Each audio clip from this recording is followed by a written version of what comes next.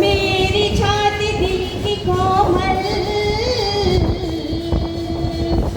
दिन भर राखो नरम कदम, इतनी सेज बिछाए दियो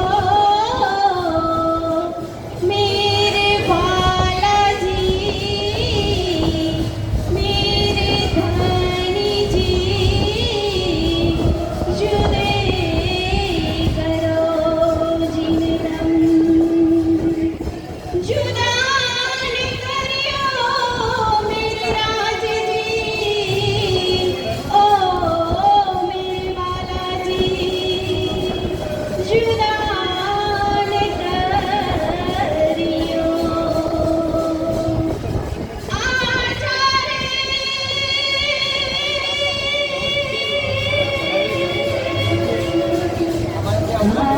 आजा रे,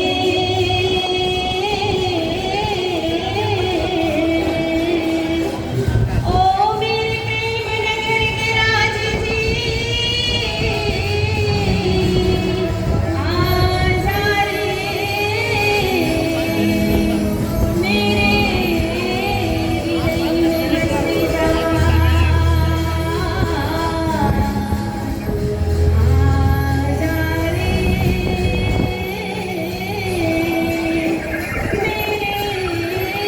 हृदय में बस जा, मेरे हृदय में बस जा।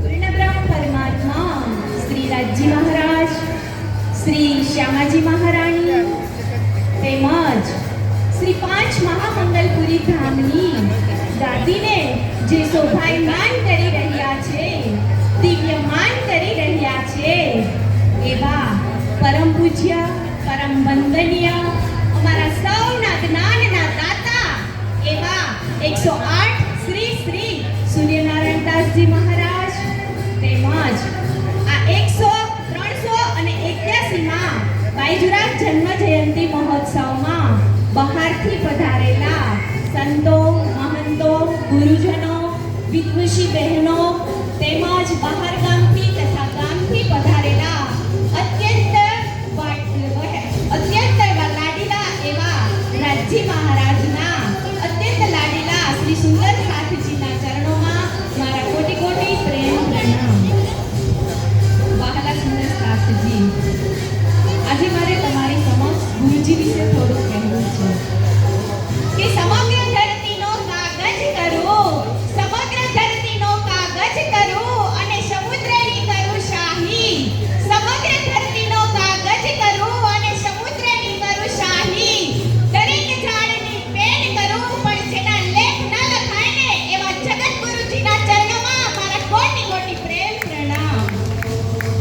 વહાલા સુંદર સાથજી, આપણે રોજ ગાઈએ છીએ ને, ગુરુ ચંદન ગુરુ પારસ, ગુરુ ચંદન પરનામ, तुम सद्गुरु दीपक भये, कीजो आप समान गुरुजी, कीजो आप समान।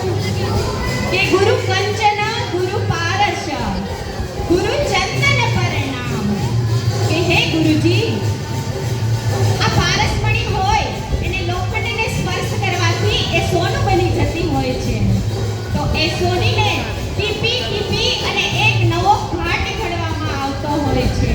એમ ગુરુ પોતાના શિષ્યને જેમ કુંભાર માટલું બનાવે તો અંદરથી સહારો આપે અને બહારથી એને ટપ ટપ કરી અને ટીપતા હોય છે, જેમ કુંભાર પોતાનું માટલું તૈયાર કરે છે, એમ ગુરુ પોતાના શિષ્યને સોનાની જેમ ટીપી ટીપી અને એક નવો ઘાટ ઘડે તો સોનું બીજાને શોભાયમાન કરે છે, એવી જ રીતે જો એક ગુરુ પોતાના શિષ્યને તૈયાર કરે તો એ શિષ્ય પોતાના જીવનની નાવને તારે એવો ગુરુ પોતાના શિષ્યને બનાવે છે।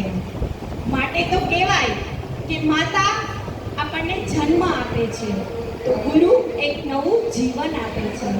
માતા આપણને જન્મ આપી અને સંસારમાં નાખે છે, તો એ જ ગુરુ આપણને સંસારમાં રહીને પણ પૂર્ણ બ્રહ્મ પરમાત્માની પહેચાન કરાવે છે. આ છે ગુરુ. ગુરુ દીપક ભય, કે ગુરુ એક દીપકમાંથી બીજો દીપક પ્રગટ કરે છે. પણ આપણા ગુરુનું તો નામ જ સૂર્યથી સ્ટાર્ટ થાય. સૂર્યની તેજ એક જ આ ધરતી ઉપર પડે તો સમગ્ર વિશ્વમાં અજવાળું ફેલાઈ જાય. તો આ બેઠું એ સમગ્ર આ સૂર્યનારાયણ દાસ મહારાજની જ કૃપા છે.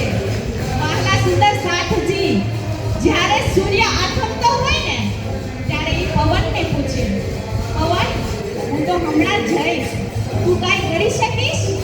ત્યારે પવન ના પાડે છે. પછી જ્યારે સૂર્ય આથમતો હોય ને ત્યારે એ ઝાડને પૂછે છે, એ ઝાડ તું કાંઈ કરી શકીશ? ત્યારે એ પણ ના પાડે છે. પણ જ્યારે સૂર્ય આથમતો હોય ને ત્યારે નાનો એક દીપક એવું કહે છે કે હું તમારા જેટલું તેજ તો નહીં આપી શકું, પણ જરૂર એક દીવાથી બીજો દીવો, બીજા દીવાથી ત્રીજો દીવો કરી અને આખા જગતના વિશ્વને હું અજવાળું આપીશ. એટલે પ્રાણનાથજીએ કીધું છે ને કે પશાશી ચૌદે ભવન. આ અહીંયા બેઠા છે ને એ બધા જ પશાશી ચૌદે ભવન કરવા જ બેઠા છે. માટે એક ઈયળ ભમરી પોતાના દરની અંદર રાખે છે. એક ભમરી જો ઈયળને અસહ્ય ગુંજન કરી એના કાનમાં ગુણ ગુણ ગુણ ગુણ બોલ્યા જ કરે છે, તો ભમરી હોય એ ઈયળને જો ભમરીનું રૂપ આપી દેતી હોય તો આપણા સદગુરુને તો કહેવું જ શું. માટે જ્યારે દેવચંદ્રજીએ 40 વર્ષ તપસ્યા કરી ત્યારે એને સાક્ષાત પૂર્ણ બ્રહ્મ પરમાત્મા મળ્યા. તો તેઓ સદગુરુમાંથી શ્રી દેવચંદ્રજીમાંથી સદગુરુ બની ગયા. તેવી જ રીતે મિહિરરાજ જ્યારે સદગુરુને મળ્યા તો તેઓ મિહિરરાજમાંથી મહામતી શ્રી પ્રાણનાથજી બની ગયા. મહામતી પ્રાણનાથજી જ્યારે લક્ષ્મણ શેઠને મળ્યા તો લક્ષ્મણ શેઠમાંથી તેઓ લાલદાસજી બની ગયા. જ્યારે પ્રાણનાથજી રાજા છત્રસાલને મળ્યા તો તેઓ રાજા છત્રસાલમાંથી મહારાજા છત્રસાલ બની ગયા. આ છે ગુરુની મહિમા. ગુરુ જે હોય એની પાસે એ પોતાના શિષ્યને આપી અને સવાયો કરે છે. અને હા, આજે જો મહિલા પંચ હોય અને મહિલાની વાત ન કરી વળી વ્યાજબી ન કરાય, એટલે મને એક આજે મહિલાની કહાની કહેવાનું મન થાય છે. કે 19 ફેબ્રુઆરી 1630 ની આ વાત છે. કે જ્યારે એક રાજાનું રજવાડું, દિલ્હી બાદશાહના રાજાનું રજવાડું હોય છે, ત્યારે એને એક નાના રજવાડા ઉપર હુમલો કર્યો હોય. ત્યારે બે જ વ્યક્તિ હોય એવા એમ કહે છે કે આ સેનાને આપણે પહોંચી વળવું કઠિન છે. ત્યારે બે વ્યક્તિ કહે છે કે દરવાજા ખોલી નાખો. દરવાજા ખુલે છે અને બે ઘોડે સવાર એ દરવાજાની બહાર નીકળે છે. તરત જ દરવાજા બંધ થઈ જાય છે. આગે આગે બે ઘોડે સવાર જાય છે અને પાછળ લાખો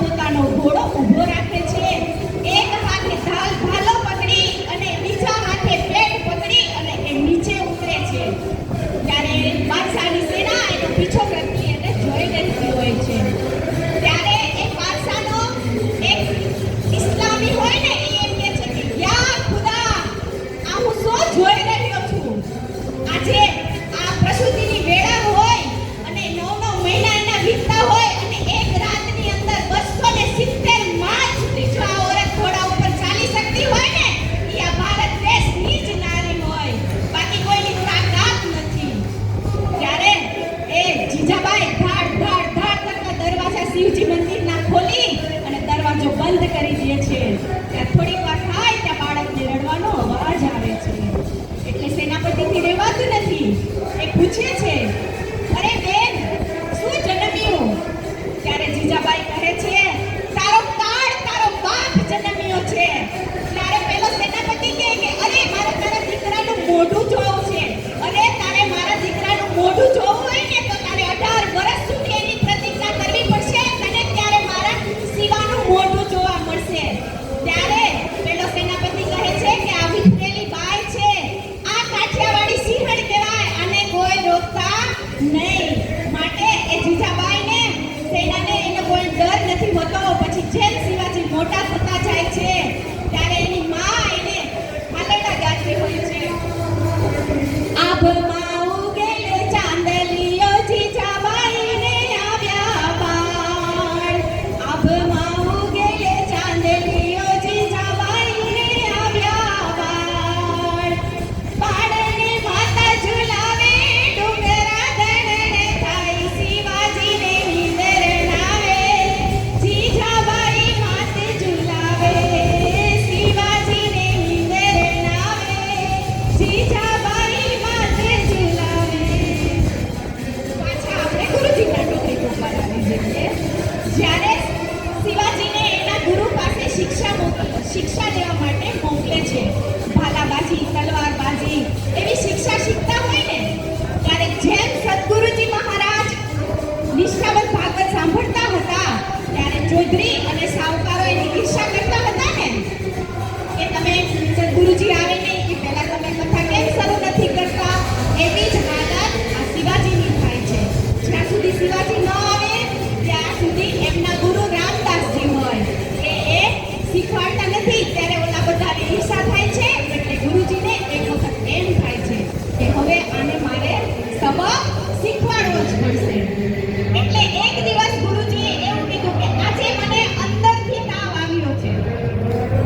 જે મારા માટે સિંહણનું દૂધ લાવે ને તો જ મારો આ તાવ ઉતરે. ત્યારે બીજા બધા તો આરામથી બેઠા. ગુરુજી જે કહે જેવી શિવાજીને ખબર પડી ને કે મારા ગુરુજીને તાવ આવ્યો છે એટલે શિવાજી ધાડ ધાડ પોતાનો ઘોડો લઈ અને ખાણની અંદર જાય છે.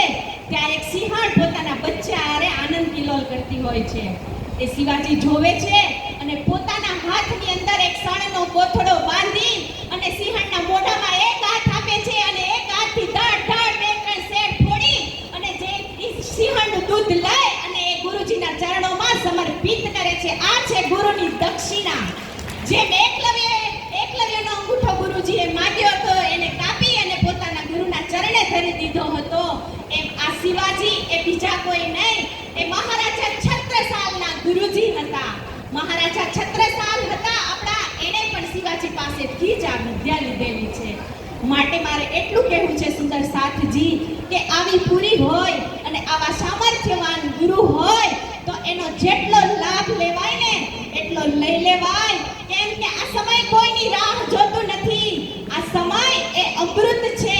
એ પડે પડે ટપકે છે, એ પડે પડે સરકે છે અને ટીપે ટીપે ટપકે છે.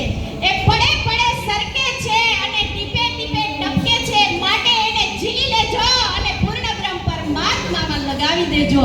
જો આવી મંગલપુરી મહિમા આપણે મળી હોય આ પવિત્ર ધરતી સુરતની અને આવા સદગુરુ પોતાની દિવસ રાત એક કરી અને એ જોતા નથી પોતાનો કિંમતી સમય અમારા માટે કાઢી અને અમને આજે જે કાંઈ તમે જોઈ રહ્યા છો આ એકથી એક ચડિયાતા નંગ. હું તો એવું ધારું કે જે ગુરુજીની ઈચ્છા હોય એ રાજ્ય અમારા બધા ઉપર પૂર્ણ કરાવે. બસ વધારે નહીં કહું, બે ચોપાઈ ગાવી છે ખાલી. હે જેને દર્શને નેત્ર ઠરે અને વચન કહે ઠરે અને કવિ ગણ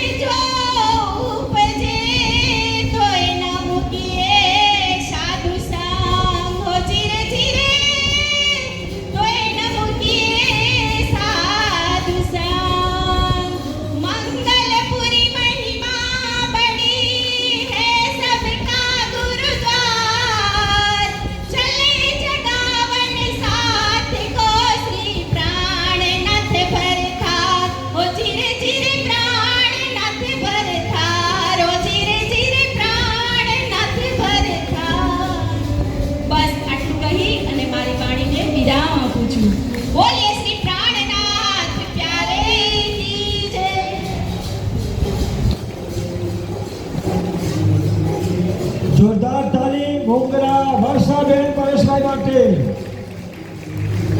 થાકી ગયા બેન નહીં ખૂબ ખૂબ ધન્યવાદ હવે મને બહુ સંતોષ છે 2-3 કલાક સુધી બપોર પછીના સમયમાં જે મારો વ્યતીત થાય છે ને મને વિશ્વાસ છે કે હકીકતમાં દુરુપયોગ થતો નથી બહુ સદુપયોગ આ સદુપયોગતાના જ પ્રતિફળ છે આ વિદુષી બહેનો એટલે દરેક વિદુષી બહેનો માટે જોરદાર તાલીમ ફરીથી હવે આ સત્રના અંતિમ પ્રવક્તા માનસીબેન જૈનુલભાઈ કાપડિયા માટે